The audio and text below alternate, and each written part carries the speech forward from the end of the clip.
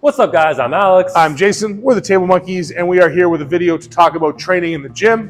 We've got the Ottawa Open coming up, so we've both been training pretty hard for it, and a lot of Table Monkeys have been. So we've been doing a lot of programming and training ourselves and talking to people in practice about training. So we want to talk about Isometrics today. It's a really cool training protocol that Todd Hutchins has been preaching for a while. I've experimented with it a lot, and it's something that is used a lot in powerlifting the way that Todd uses it in arm wrestling. So we want to just kind of explore that idea and talk about why we think it's effective and why we think it's so effective for arm wrestling. Yeah, so essentially, you're hooked up, you hook the cable up to whatever attachment you're going to use, and then you've also got it hooked up to some sort of strap or chain that's going to give you a hard stop. So it's not going to let you move past a certain point. All right, so then you're gonna pull the cable out. Let's demonstrate. So here, for example, and even though I can move this weight past this point, I've got that sticking point, so I can push as hard as I want this way, and it's not gonna move. So essentially, it's kind of like doing a max effort, but in a lot safer way because I'm not actually moving that much weight. Yeah, and because there's no dynamic and no eccentric part of the lift, because it's just an isometric move, you're not gonna be as sore from doing this kind of lift, right? So like I said, in powerlifting, we call this pin presses. A lot of the time what happens is in a certain lift, for bench press, for example, you'll have a sticking point. So maybe you always miss the lift like 3 inches off your chest, right? So one thing that people will do, or you might miss it at the last 3 inches of the lift, for example. So a technique that they'll use is called pin presses, where they'll put some sort of a hard stop. Usually it's pins in the powerlifting rack, and they lift and hit those pins and then push as hard as they can into those pins.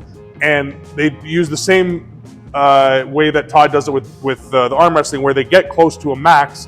So let's say their max is 400, they might do this with like 350 or 365. So it's still pretty like a heavy weight that they could lift well for a single, but now doing it into the pins and pressing it as hard as they can only press it maybe in the beginning for 3 or 4 seconds, and then after a few weeks of training this way, they can press it for 10 seconds. And now when they get to their max effort and they hit that sticking point, they just blast right through it. So what Todd has kind of figured out with doing these hard stops with the isometrics with arm wrestling is, instead of like fighting through a sticking point, he's creating sticking points, which is what we want in arm wrestling, right? Exactly. We want so many positions that we create in arm wrestling to be so sticky that they can't get pulled out of. And this is what this creates, right? You pull that strap out, you find that spot, and then you try to maintain time under tension in that spot for as long as you can. And you can do that with a variety, of course, of different handles, different hand positions. And then you can also start maneuvering around the handle while maintaining tension, which is probably more relevant to arm wrestling, because now you've got that position, maybe you're fighting pronation, and then like from the side, and then you figure out how to keep tension while you bring your shoulder behind it, like if you were going for a press. Yeah, exactly. And it also allows you to find the right way to connect the chain in certain lifts. So for example, if we want to move this up, and I'll do that Devon press, one that I just started doing is like Devon's tricep press, like this, through supination. And when I started doing it, I was pulling with my lat and pushing in a lot of directions that felt like I thought I was moving the weight correctly, but it didn't feel good. And then, because like Alex said, because as I'm pushing into it, I could start to maneuver my body a bit around it, I found a way to connect the chain differently that made it feel way more connected, which you might feel on the table sometimes when you're trying a move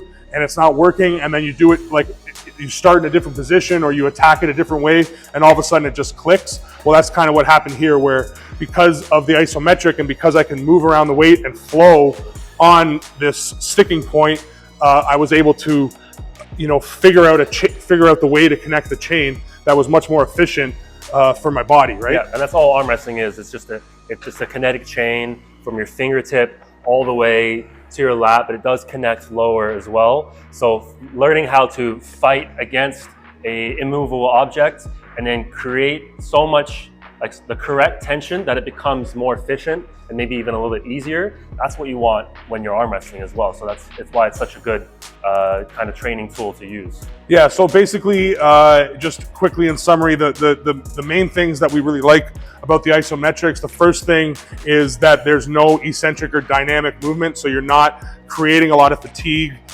in the areas that you're trying to work, but you're able to work at a very high intensity. Right, so in essence, you can do more of this. Yeah, exactly. Without creating too much DOMs or like just soreness.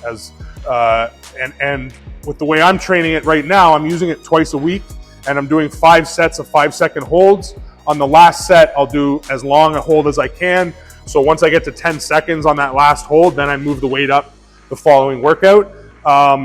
And just sticking to that like twice a week, like I'm basically never sore after this workout. Like the next day, it never feel. And when I go for my second workout of the week, which is only like there's only a 1-day gap between the first and second isometric workout, I still feel like that day is usually better, or has been better every time than the first day. So it just shows how, like you said, how frequently you could train like this without creating like soreness or overtraining, I guess. Yeah. So let us know what you think down in the comments. Have you done this lift before, or this type of training? If you haven't, try it and let us know what you think. Like, comment, subscribe. All those things. And monkeys out. Peace.